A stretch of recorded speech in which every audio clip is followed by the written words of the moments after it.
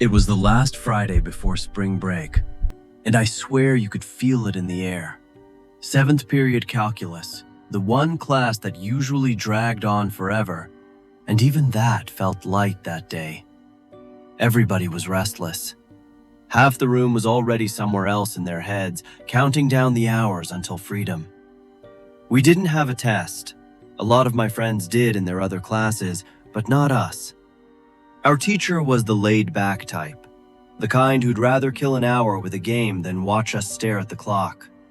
So he pulled up Sporkle on the projector and started running us through these dumb little quizzes. Brand logos, country flags, stupid stuff. And honestly, it was one of the better afternoons I'd had all year.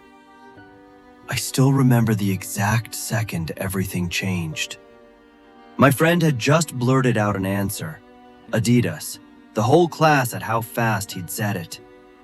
And then the loudspeaker crackled. It was the dean's voice, but it was wrong. He didn't sound like a man reading an announcement. He sounded like a man who was scared. He told the teachers, and I'll never forget the way he said it. "This is not a drill. Lockdown. Now." I got chills the second the words hit me. Real ones. The hair on my arms stood straight up. And what made it so much worse? Our teacher, this guy who never flinched at anything, went pale. He practically ran to the light switch, killed the lights, and started waving us all toward the back corner of the room. Fast. No jokes now. We sat there in the dark. Dead silent. You could hear people breathing. There was this low electrical hum that always came from a panel in the back. You never even noticed it normally.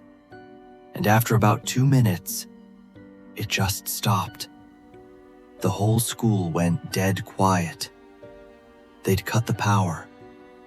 And that's when it stopped feeling like a drill and started feeling like something we might not walk out of. Then we heard him. A man, somewhere down the hall, at the absolute top of his lungs. Not words at first, just this raw, animal sound bouncing off the lockers.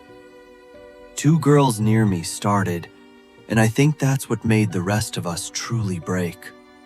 Because up until then, we'd been telling ourselves it was nothing. The screaming got closer and closer. And then came the banging. He was slamming his fists into the lockers as he moved down the hall, and now we could make out the words, "I'll kill all of you!" over and over. That was the moment. I remember it so clearly that I actually thought I might die in that classroom. My teacher pressed a finger to his lips and looked at us like his life depended on our silence too. The banging moved off the lockers and onto our door. One of the crying girls just, "No." The pounding got louder, harder, the whole door rattling in its frame, and he started, "Open up! Open up!" I don't know how long it lasted. Felt like an hour. Was probably 30 seconds. Then he moved on. The screaming faded down the hall, further and further, until we couldn't hear him anymore. Maybe 10 minutes later, the dean came back on the speaker and did something he never did. He actually explained. Some man, clearly not in his right mind, had walked into the building and attacked the woman at the front desk. She'd run out screaming.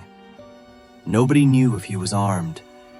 This was back before our school had cameras or real security, so the doors were basically open to anyone who wanted to walk in.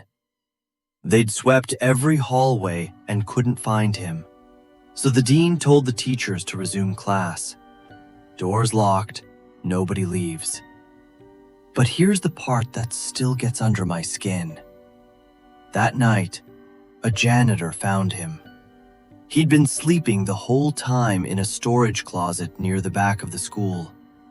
And according to what went around after, Sticking out of the man's pocket was a .44 Magnum. The janitor must have startled him somehow, left the door open, something, because by the time a cop actually got there, the closet was empty.